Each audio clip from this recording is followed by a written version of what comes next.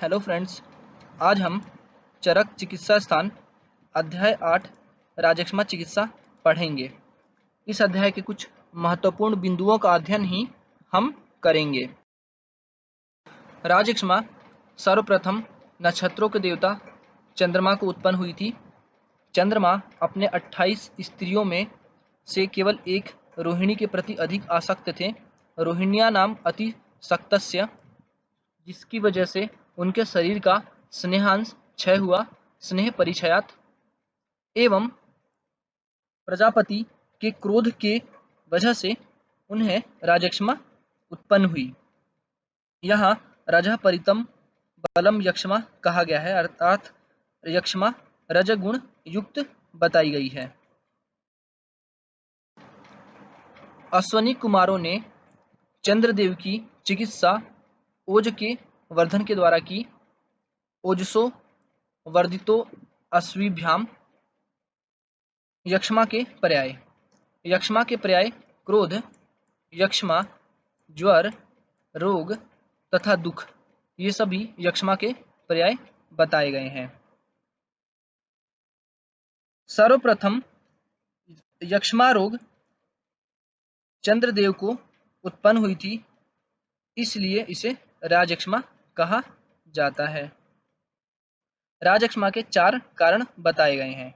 4 कारण है: अयथा बल आरंभ, वेग संधारण, क्षय तथा चतुर्थ है विषम आसन। अयथा बल आरंभ का अर्थ है अपनी साहस से अधिक बल लगाकर किसी कार्य को करना। साहसजन्य राजयक्ष्मा। साहसजन्य राजयक्ष्मा में बताया गया है जब कोई व्यक्ति अधिक बल लगाकर युद्ध, अध्ययन, बहुत तेज आवाज में अध्ययन, भारद्वाह अर्थात भारी वस्तु को उठाकर ले जाना, लंघन यानी कूदना, प्लवन अर्थात तैरना इत्यादि कर्म को अधिक बल लगाकर करता है तो उसके उरह प्रदेश में क्षत उत्पन्न होता है और वायु प्रकुपित होकर पित्त आदि दोषों को लेकर शरीर के विभिन्न भागों में फैल जाती है। इस प्रकार साहसजन्य राजयक्ष्मा की उत्पत्ति होती है। साहसजन्य राजयक्ष्मा के 11 लक्षण, 11 रूप हैं: शिराशूल, कंठोध्वंस, कास, स्वरभेद, अरोचक, पार्श्वशूल, वर्चोभेद, जिह्वा, ज्वर, उर्सोरुजम, क्षणनाद उर्सः। इस प्रकार साहसजन्य राजयक्ष्मा के 11 लक्षण बताए गए हैं। कहा गया है कि साहसजन्य राजयक्ष्मा का रोगी कासात कफम स्थिवेत सशोणितम, अर्थात खांसी में कफ मिश्रित, रक्त मिश्रित कफ का स्थीवन करता है और ऐसे रोगी के उरह प्रदेश जर्जर युक्त हो जाता है और उसमें अधिक वेदना उत्पन्न होती है। जर्जरेण उर्सा कृच्छम उरह शूल अति पीड़ितः। वेग संधारण जन्य राजयक्ष्मा। जब कोई पुरुष अथवा व्यक्ति अत्यधिक लज्जा के कारण अपान वायु, मल, मूत्र के वेग को रोकता है, तब वात कुपित होकर कफ पित्त के साथ संपूर्ण शरीर में ऊर्ध्व, अध तथा तिर्यक शिराओं के साथ फैल जाती है और 11 लक्षणों युक्त वेग संधारण जन्य राजयक्ष्मा उत्पन्न करती है। वेग संधारण जन्य राजयक्ष्मा के 11 रूप बताए गए हैं। वह है प्रतिशय, कास, स्वरभेद, अरोचक, पार्श्वशूल, शिरःशूल, ज्वर, अंसावमर्दन, अंगमर्द, सर्दी, वर्चोभेद। यह 11 लक्षण वेग संधारण जन्य राजयक्ष्मा के बताए गए हैं। वर्चोभेद त्रिलक्षणम का अर्थ है अतिसार, जो कि वात, पित्त, कफ तीनों दोष के लक्षणों से युक्त हो। राजयक्ष्मा। क्षयद राजयक्ष्मा के निदान है ईर्ष्या, त्रास, भय, क्रोध, शोक तथा अथवा अतिव्यय। इन सब निदान के सेवन से रोगी में स्नेह की क्षय और वायु की वृद्धि होती है। स्नेह क्षय और वायु की वृद्धि होने से वात अन्य दोषों को लेकर शरीर में फैल जाता है। इस प्रकार क्षयज राजक्षमा की उत्पत्ति होती है। क्षयज राजक्षमा के 11 रूप हैं: प्रतिशय, ज्वर, काश, अंगमर्द, शिरोरुजा, श्वास, विड़भेद, अरुचि, पार्श्वशूल, स्वरक्षय तथा अंश संताप। क्षयज राजक्षमा को महागध कहा गया है। विषम आसनजन्य राजक्षमा। विषम आसनजन्य राजक्षमा के बारे में कहा गया है, कोई पुरुष जब विविध प्रकार के अन्नपान को विषम रूप में सेवन करता है तो वात आदि दोष कुपित हो जाते हैं। घोरान विषम मारुतादया। और वात आदि दोष कुपित होकर विषम आसनजन्य राजक्षमा उत्पन्न करते हैं। वात आदि दोष कुपित होकर रक्त आदि स्रोतस में अवरोध उत्पन्न करते हैं।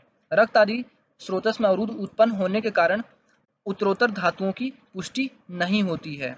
इसके लिए कहा गया है, स्रोतांसी रुधिरादिनाम वे सम्याद विषमम गता श्रुध्वा रोगाय कल्पन्ते पुष्यन्ति चन धातवा। जब उत्तरोत्तर धातु की पुष्टि नहीं होती है तो इस प्रकार विषम असनजन्य राजक्षमा की उत्पत्ति होती है।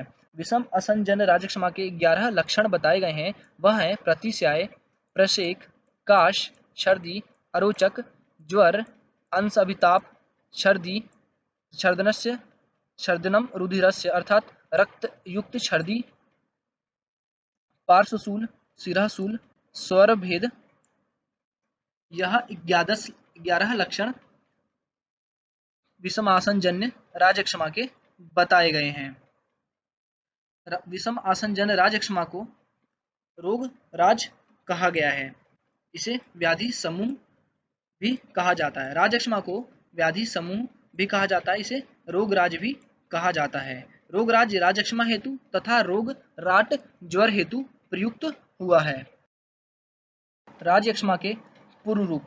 राजक्षमा के पूर्व रूप बताए गए हैं, प्रतिशय, दौर्बल्य, दोष दर्शनम आदोषेषु अर्थात अदोषयुक्त जिसमें दोष ना हो ऐसी वस्तुओं में भी दोष का देखना, काय विभत्स लक्षणम शरीर का मलयुक्त देखना, घृणतम सच्चापी अर्थात प्रत्येक वस्तु में घृणा करना, बल मांस परिचय बल मांस का क्षय होना, स्त्री मद मांस प्रियता स्त्री में मध्य में तथा मांस में अधिक आकर्षण होना, माक्षिका गुण कीषाणाम तृणानाम पत्नानि च प्रायो अन्नपान अर्थात अन्नपान में माक्षिक गुण केश तृण आदि का गिरा हुआ मिलना, केशाम नखानाम अभिवर्धनम केश नख का अधिक बढ़ना, स्वप्ने केश अस्थि राशि नाम भस्मंच अधिरोहणम स्वप्न में रोगी केश अस्थि और राख आदि के राशि पर अपने आप को चढ़ा हुआ देखता है, जलाशयों स्वप्न में जलाशय को सूखा हुआ देखना, सेला नाम अर्थात पर्वतों से गिरता हुआ देखना, बना नाम अर्थात जंगल और वनों का सूखा हुआ देखना, और स्वप्न में विभिन्न प्रकार की प्रकाशमान वस्तुओं को देखता है, ज्योतिषाम अपि। प्राग रूपम बहुरूपस्य तद्ज्ञम राजक्षमणा। राजक्षमा के बहुत रूप युक्त पूर्व रूप बताए गए हैं। राजक्षमा की संप्राप्ति में कहा गया है, यथा सव ऊष्मणाम पाकम यान्ति शरीरा यान्ति धातवा स्रोतसाम च यथा स्वेन धातु पुष्यति धातुता अर्थात जब शरीर में शरीरगत ऊष्मा अर्थात अग्नि स्वयं एवं स्वाभाविक रूप में होती है तब यह अपने शरीर की धातुओं का निर्माण भली प्रकार करती है और उत्तरोत्तर धातु का निर्माण होता है, परंतु विभिन्न प्रकार के निदान सेवन से राजक्षमा में धातु ऊष्मा की कमी हो जाती है अर्थात धातु ऊष्मा विषम हो जाती है। ऊष्मा मतलब शरीरगत अग्नि मंद हो जाती है। इसकी वजह से अन्न आदि का परिपाक पूर्ण रूप से नहीं होता और जिससे धातु उत्तरोत्तर धातु ना बनकर मल अधिक मात्रा में बनता है और मल के अधिक बनने से स्रोतसाम सन्निरोधाच अर्थात स्रोतों में अवरोध उत्पन्न होता है और इससे स्रोतों में अवरोध होने से राजक्षमा की उत्पत्ति होती है। राजक्षमा में कहा गया है, तस्मात् पुरुषम संरक्षम विशेषाद राजक्षमिणा सर्वधातु क्षयार्तस्य बलम तस्य ही विडबलम अर्थात राजक्षमा के रोगी में धातु उत्तरोत्तर धातु का निर्माण नहीं हो पाता, इसलिए इसमें मल अधिक बनता है। और राजक्षमा के रोगी का बल पुरुष पुरुष अर्थात मल ही बताया गया है, इसलिए विशेष रूप से राजक्षमा की रोगी की विडबल अर्थात पुरुष की रक्षा करनी चाहिए। राजक्षमा के रोगी में रस अधिक मात्रा में बनता है तथा उत्तरोत्तर धातु नहीं बनती है, क्योंकि स्रोतों में अवरोध होता है, इसलिए यही रस रोगी में कास के रूप में बार बार ऊर्ध्व मार्ग से परिवर्तित होता है। स ऊर्ध्व कास वेगेन बहुरूपेण प्रवर्तते। राजयक्ष्मा के एकादश तथा षड रूप। राजयक्ष्मा के एकादश रूप हैं कास, अंताप, वैश्वर्य, ज्वर, पार्श्व, शिरोरुजा, शर्दन, रक्त अर्थात रक्तयुक्त शर्दन तथा कफयुक्त शर्दन, श्वास, वर्चगद अर्थात अतिसार यानी लूज मोशन, अरुचि, ये एकादश रूप हैं तथा 6 रूप हैं कास, ज्वर, पार्श्वशूल, स्वर, वर्चगद तथा अरुचि। यह राजयक्ष्मा के 6 रूप बताए गए हैं। राजयक्ष्मा में प्रतिसाय की उत्पत्ति। जब जिस रोगी के सिर में कफ अत्यंत बढ़ जाता है, तब वह रक्त, पित्त तथा वात के साथ मिलकर रोगी में प्रतिसाय की उत्पत्ति करता है। घ्राण मूले स्थिते श्लेष्मा रुधिरम पित्तम एव मारुत अधमात् शीर्षो मारुतम शस्यते प्रति। और यह प्रतिसाय रोगी में ज्वर, कास, कफ उत्क्लेश, स्वर भेद, अरुचि, क्लम तथा इंद्रियों में असमर्थता उत्पन्न करता है। राजयक्ष्मा से पीड़ित रोगी रस मिश्रित कफ का स्थीवन करता है। कास मानो रसम यक्ष्मी निष्ठिवति कफानुगम। राजयक्ष्मा के 3 लक्षण हैं अंश पार्श्व अभिताप, संताप करपादियों तथा ज्वर सर्वांग अर्थात सर्वांग में ज्वर, करपाद में दाह और अंश पार्श्व में अभिताप। यह त्रिरूप राजयक्ष्मा बताया गया है। यह राजयक्ष्मा के सामान्य लक्षण हैं। में स्वर भेद। राजयक्ष्मा में स्वर भेद वात, पित्त, कफ, रक्त, कासवेग तथा पीनस, यह 6 प्रकार से इनकी उत्पत्ति बताई गई है। वात स्वर भेद के लक्षण है रुक्ष छाम स्वर, पित्तज स्वर भेद में तालु कंठ शोष तथा वक्तम उशूयते अर्थात बोलने की इच्छा न होना। कफ स्वर भेद में विबद्ध स्वर खुरखुरायते। रक्तज स्वर भेद में विबद्ध स्वर कृच्छात प्रवर्तते अर्थात स्वर का विबद्ध होना और स्वर का कठिनाई से निकलना बताया गया है। कास अतिवेगात कषण अर्थात कास के अधिक वेग से कातर शब्द युक्त स्वर का निकलना। पीनस से उत्पन्न होने वाले स्वर भेद में कफ वात के लक्षण बताए गए हैं। राजयक्ष्मा में रक्त स्थीवन का कारण। राजयक्ष्मा में कहा गया है अभिशन्ने शरीरे तु यक्ष्मो विषमाशनात् कंठात् प्रवर्तते रक्तम श्लेष्मा च उत्कृष्ट संचिता अर्थात जिस दुर्बल रोगी में जब वह रोगी विषम असन का सेवन करता है तब उसके कंठ प्रदेश से रक्त मिश्रित श्लेष्मा का प्रवृत्ति होती है। राजयक्ष्मा में रक्त वमन का कारण। रक्त विबद्ध मार्गत्वाद मांसादि नानुपद्यते अमाशयस्त उम उत्क्लिष्ट बहुत्वात् कंठम एति च अर्थात राजयक्ष्मा में स्रोतों में अवरोध होने के कारण रक्त से उत्तरोत्तर धातु की निर्माण नहीं हो पाता और यह रक्त आमाशय में संचित होता है। अधिक मात्रा में बढ़ जाने के कारण यह कंठ मार्ग से इसकी प्रवृत्ति होती है। इस प्रकार राजयक्ष्मा में रक्तवमन होता है। राजयक्ष्मा में श्वास की उत्पत्ति। वात श्लेष्म विबद्धत्वाद उर्सा स्वाचम ईर्षति अर्थात वात श्लेष्म के द्वारा उरह प्रदेश में विबद्ध उत्पन्न हो जाने के कारण श्वास की उत्पत्ति होती है। तथा अतिसार की उत्पत्ति। अतिसार की उत्पत्ति का कारण बताया गया है दोषों के द्वारा अग्नि का नष्ट होना तथा अग्नि के नष्ट होने से फेन युक्त अतिसार की प्रवृत्ति होती है। दोष उपहतो च अग्नो सपिच्छम अतिसारियेत। राजक्षमा में अरुचि के कारण। अरुचि के 5 कारण बताए गए हैं। पृथक दोषे समझते व दिष्टार्थ श मन से, अर्थात दोषों से 3 प्रकार के यानी वातज, पित्तज, कफज तथा समस्त अर्थात त्रिदोषज एवं दिष्टार्थ संयोग से यह 5 प्रकार की अरुचि बताई गई है। वातज अरुचि में मुख कसाय, पित्तज में मुख तिक्त, कफज में मुख मधुर होता है तथा दिष्टार्थ संयोगज अरुचि में जिस प्रकार का दोष का संबंध होता है उसी प्रकार का मुख में स्वाद की उत्पत्ति होती है। राजक्षमा में वमन। राजक्षमा में वमन के 4 कारण बताए गए हैं। अरुचि, कासवेग, दोष उत्क्लेश तथा भय। 4 कारण से राजक्षमा में वमन की उत्पत्ति बताई गई है। सर्व त्रिदोषजो यक्षमा, अर्थात राजक्षमा त्रिदोष युक्त होती है। तीनों दोष से युक्त राजक्षमा बताया गया है। राजक्षमा की चिकित्सा। राजक्षमा की चिकित्सा में बताया गया है पीनसे स्वेद अभ्यंगम धूम आलेपनानी च, अर्थात जब ऐसे रोगी में पीनस उत्पन्न हो जाता है तो उसमें स्वेदन, अभ्यंग, धूम तथा आलेप करना चाहिए। परिसेक तथा अवगाह का निर्देश भी दिया गया है। ऐसे रोगी को लावा, तित्तिर आदि पक्षियों का मांस रस लवण, अम्ल, कटु द्रवों द्वारा सिद्ध कर प्रयोग करना चाहिए।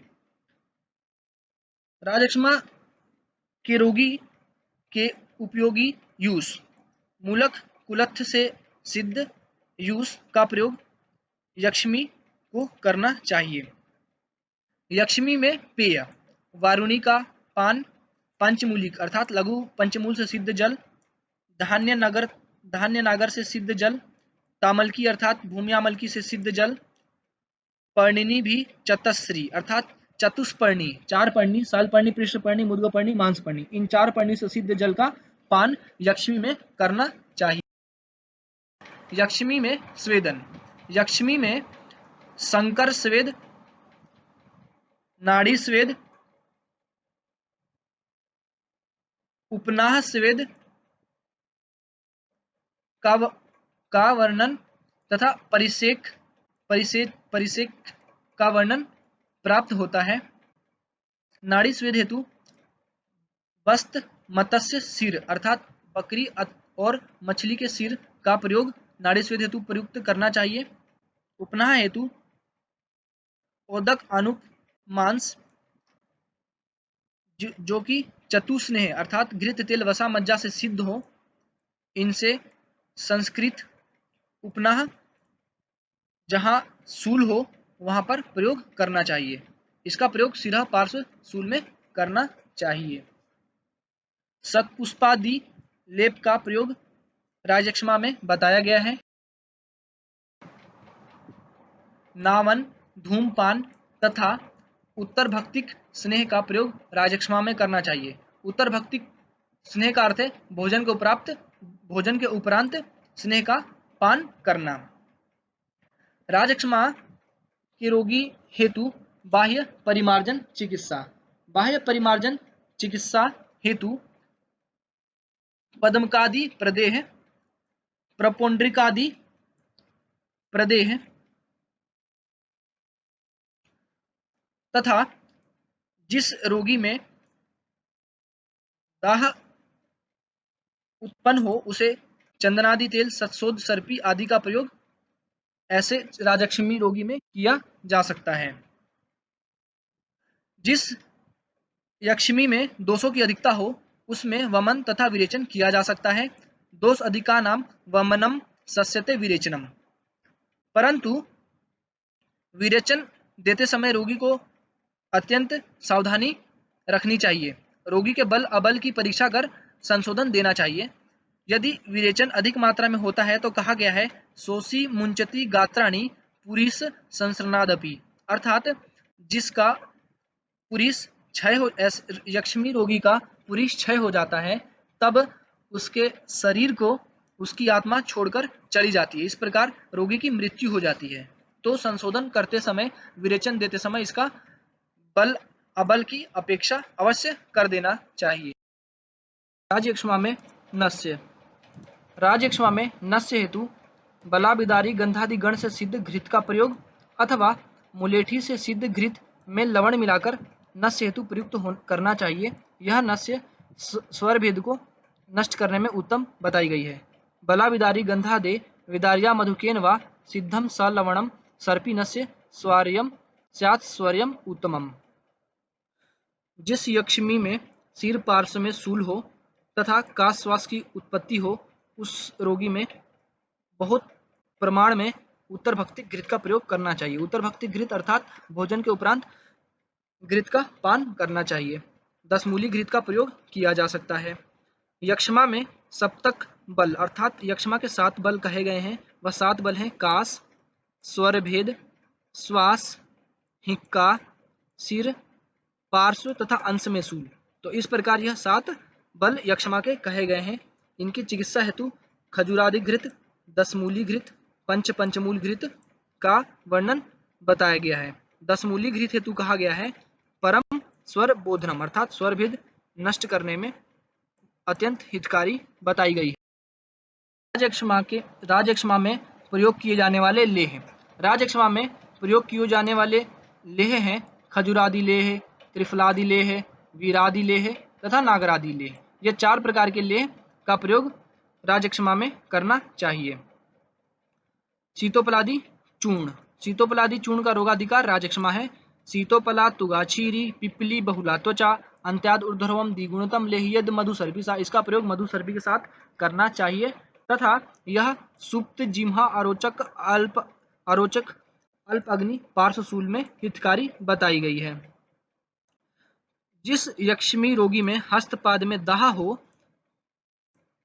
तथा ज्वर और ऊर्ध्वक रक्तपित्त हो, ऐसे रोगी में वसा घृत और शतावरी से सिद्ध घृत का प्रयोग किया जा सकता है। दुरालभा घृत का रोगाधिकार यक्ष्मा। जीवंत्यादि घृत का रोगाधिकार राजयक्ष्मा बताया गया है तथा यह रूपम एकादश विधम सर्पी अग्रम व्योपहति अर्थात एकादश रूप युक्त राजयक्ष्मा को नष्ट करता है यह घृत। बलादि क्षीर का प्रयोग यक्ष्मा में किया जा सकता है। यह ज्वर, काश, स्वर आदि हेतु हितकारी बताई गई है। राजयक्ष्मा में रोगी को अजहपय अर्थात बकरी का दूध, जांगल मांस रस का प्रयोग तथा यूष हेतु चणक मुद्ग मुकुष्ट का प्रयोग किया जा सकता है। जिस यक्ष्मी में ज्वर की उत्पत्ति हो गई हो, उस यक्ष्मी में ज्वर प्रकरण में बताए गए चिकित्सा का प्रयोग करना चाहिए। ज्वराणाम समनीयो यह पूर्व मुक्त क्रियाविधि यक्ष्मीणाम ज्वरदाहेषु ससर्पिक प्रशस्यते। कफ प्रसेक की चिकित्सा। कफ प्रसेक की चिकित्सा हेतु कहा गया है श्लेष्मिक छर्देत नर अर्थात शर्दन कर्म करना चाहिए। शर्दन कर्म के पश्चात रोगी को हृद, अन्नपान तथा वातनाशक और लघु द्रव्य का प्रयोग करना चाहिए। राजयक्ष्मा में उत्पन्न अतिसार की चिकित्सा। राजयक्ष्मा में उत्पन्न अतिसार की चिकित्सा हेतु अग्निदीपन द्रव्यों का प्रयोग, पाठादि चूर्ण, जाम्बवादि चूर्ण का प्रयोग बताया गया है तथा संग्राहिक द्रव्यों के रस से सिद्ध मांस रस का प्रयोग बताया गया है। यहाँ पर स्थिरादि पंचमूल से सिद्ध जल का प्रयोग भी किया जा सकता है। मुख वैरस्यनाशक चिकित्सा। राजयक्ष्मा में मुख वैरस्यनाशक चिकित्सा हेतु बताया गया है 2 कालम दंत पवनम अर्थात प्रातः और सायंकाल दातुन करना तथा मुख वैरस्यनाशक योगों से मुख प्रदेश का धावन, मुख वैरस्यनाशक द्रव्यों से कवल ग्रहण तथा धूमपान का प्रयोग करना चाहिए। मुख्य वैरस्य नाशक योग हैं त्वग मुस्त इला धान्य, एक दूसरा मुस्त आमलक त्वचम, दो तीसरा दारवी त्वचो यवानी, तीन चौथा तेजोहा पिपली तथा पांचवा यवानी तीन तिड़क। यह 5 योग मुख्य धावन हेतु प्रयुक्त किए जाने चाहिए। यवानी साडव का रोगाधिकार राजक्षमा चिकित्सा है। इस योग में पिपली 100 संख्या में तथा मरीच की संख्या 200 होती है। मरीच 200 लेते हैं तथा पिपली 100 संख्या में लेते हैं। तालिसादी चूर्ण गुटिका का रोगाधिकार राजक्षमा है तथा यह मूढ़वात अनुलोमन करती है। इसके घटक द्रव्य हैं तालिस पत्रम मरीचम नागरम पिपली सुभा यथोत्तरम भाग वृद्ध्या त्वग एले च अर्धभागी के पिपली अष्ट गुणा चात्र प्रदेया शीत सरकरा। ये सभी द्रव्य तालिसादी चूर्ण के घटक द्रव्य हैं। यह अत्यंत महत्वपूर्ण है, इसलिए इसे याद करना चाहिए। राजक्षमा में जुगुप्स चिकित्सा। राजक्षमा में जुगुप्स चिकित्सा, जुगुप्सा का अर्थ है बिना बताए अर्थात छिपाकर चिकित्सा करना। राजक्षमा रोगी में बल मांस का क्षय होता है, विशेष रूप से मांस का क्षय होता है और मांस के लिए कहा गया है मांसम मांस वृद्धि, अर्थात मांस बढ़ने के लिए मांस का सेवन करना चाहिए तथा मांसम मांस करम परम, अर्थात मांस वर्धन के लिए मांस से बड़ा और कोई उपाय नहीं है। तथा कच्चा मांस खाने वाले प्राणी जैसे गिद्ध, उल्लू तथा चास, इनके मांस का प्रयोग विशेष रूप से यक्षमा में हितकारी होता है। इनके मांस रोगी को अप्रिय होते हैं, इसलिए इनके मांस को रोगी के लिए प्रिय मांस बताकर देना चाहिए। यहाँ पर जिस पशु का मांस है उसका मांस ना बताकर किसी प्रिय पशु का मांस बताया जा रहा है, तो इसलिए छिपा के चिकित्सा की जा रही है, इसलिए इसको जुगुप्सा चिकित्सा कहते हैं। तो यह प्रश्न आता है कि जुगुप्सा चिकित्सा का वर्णन कहाँ है, तो जुगुप्सा चिकित्सा का वर्णन राजक्षमा चिकित्सा में।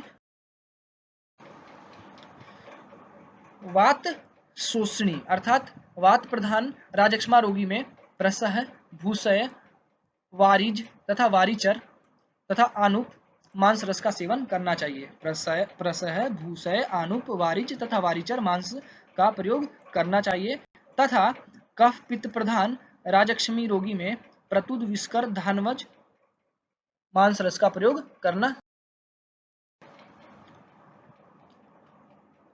यहाँ कहा गया है वरुणी मंड नित्य स बहि मार्जिन सेविना अविधारित वेगस्य यक्षमा न लभते अंतरम, अर्थात जो पुरुष वरुणी मंड का नित्य सेवन करता है तथा बहि परिमार्जन का सेवन एवं जो वेग का धारण नहीं करता है उसे यक्षमा नहीं होता है।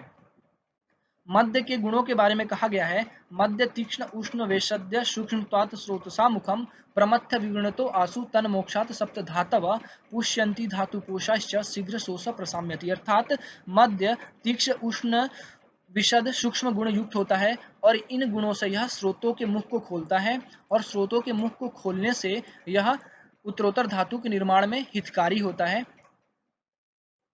और इस प्रकार यह राजक्षमा में धातु का पोषण करता है। स्रोतोशोधन हेतु पंचकोलादि घृत का वर्णन किया गया है। पंचकोलादि घृत के बारे में कहा गया है स्रोतसाम शोधनम घृतम, अर्थात स्रोतों को शोधन हेतु इसका प्रयोग करना चाहिए। पिपली मूल चौचित्रक नागरे स यवसूके स क्षीरे स्रोतसाम शोधनम घृतम। चिकित्सा में बाह्य परिमार्जन। राजक्षमा चिकित्सा में बाह्य परिमार्जन हेतु गोर सरसप कल्क तथा सुगंधी द्रव्यों से सिद्ध कल्क एवं जीवनीय गण से सिद्ध कल्क, इन कल्कों से सिद्ध जल का प्रयोग उत्सादन हेतु करना चाहिए। यह पुष्टि बल तथा वर्ण प्रद कहा गया है। राजक्षमा रोगी हेतु 1 वर्ष पुराना धान्य का सेवन हेतु कहा गया है। समातितानि धान्यानि कल्पनीयानि सुष्यताम। तथा विशेष रूप से बल मांस की अभिवृद्धि हेतु यक्षमा के रोगी में छक्षिण की चिकित्सा करनी चाहिए। राजक्षमा की चिकित्सा हेतु कहा गया है अभ्यंग उत्सादन तथा क्षीर सर्पी से सिद्ध बस्ती मांस रस ओदन का प्रयोग, हर्षण कर्म आश्वासन, गुरु की सेवा तथा वैद्य विप्र वैद्य मतलब भिषक और देवताओं की पूजा जो रोगी करता है वह रोग राज से निवर्तित अर्थात राजक्षमा को जीत लेता है। एवं वेदों में बताए गए जो यज्ञ आदि कर्म है उनका प्रयोग करने से राजक्षमा नष्ट होता है, रोग राज नष्ट होता है। इस प्रकार राजक्षमा चिकित्सा नष्ट होती है।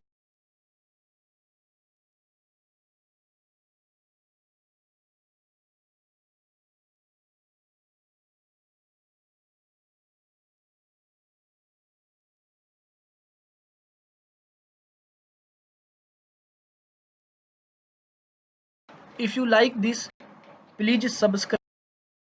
Thank you for watching video. Thanks again.